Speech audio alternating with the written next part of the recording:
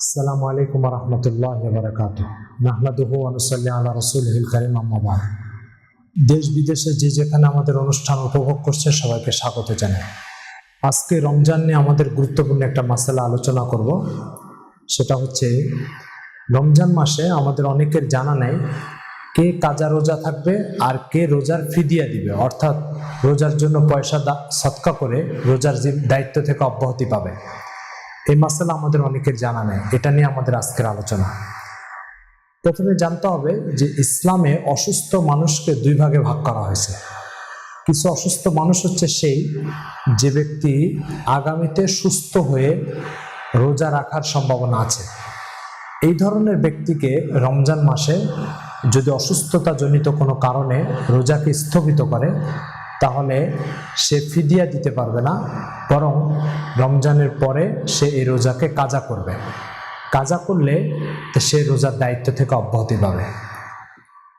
আরেক ধরনের অসুস্থ মানুষ আছে যে আগামীতে আর কখনো সুস্থ হয়ে রোজা থাকার সম্ভাবনা নাই, বার্ধক্যজনিত সমস্যা, 80টি পর বৃদ্ধ।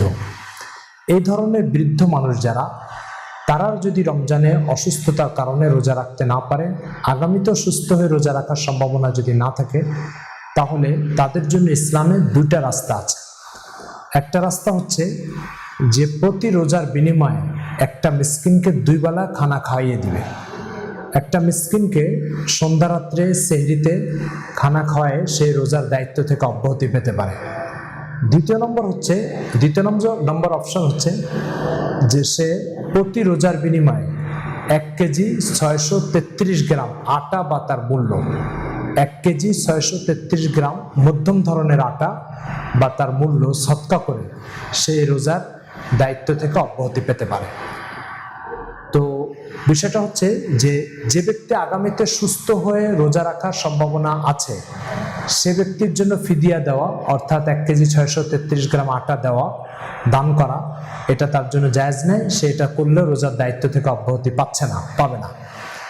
পক্ষান্তরে যে 80টি পর বৃদ্ধ, সে যদি এই 1 কেজি 633 গ্রাম আটা বা তার মূল্য সদকা করে দেয়, অথবা একটি মিসকিনকে 2 বেলা খানা খাওয়া দেয় প্রতি রোজার বিনিময়ে, তাহলে সে এর দায়িত্ব থেকে অব্যাহতি পাবে।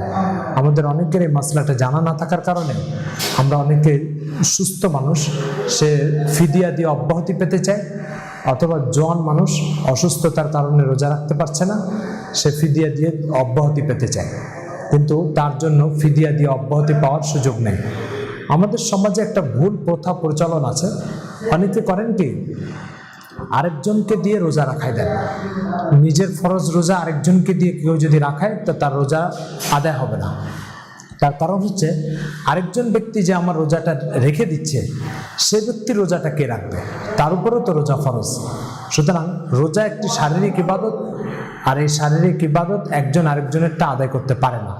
প্রত্যেককে শারীরিক ইবাদত নিজেরটাকে নিজে আদায় করতে হবে। সুতরাং একজনের রোজা আরেকজন রাখার দ্বারায় এই রোজা আদায় হবে না, বরং যে আরেকজনের রোজা রাখবে তারটাই আদায় হবে। আর যে রোজা রাখার আদেশ করেছে তার পক্ষ থেকে এই রোজা আদায় হবে না। সুতরাং প্রত্যেককে শারীরিক ইবাদত নিজে নিজে করতে হবে। আর্থিক ইবাদত একজনেরটা আরেকজন আদায় করতে পারে, যেমন হজ, অনুরূপভাবে যাকাত একজনেরটা আরেকজন অনুমতি সাপেক্ষে আদায় করতে পারে, কোরবানি একজনেরটা আরেকজন অনুমতি সাপেক্ষে আদায় করতে পারে। কিন্তু শারীরিক ইবাদত, নামাজ, রোজা, এগুলো একজন আরেকজনেরটা আদায় করতে পারবে না, প্রত্যেকে নিজেরটাই নিজে আদায় করতে হবে। আশা করি মাসলাটা আপনারা বুঝতে পেরেছেন। অনেকে এই বিষয়ে ভুল করে থাকে, এই জন্য আমরা এই মাসলাটাকে একটু বিস্তারিত আলোচনা করলাম। আল্লাহ আমাদেরকে আমল করার তৌফিক দান করেন।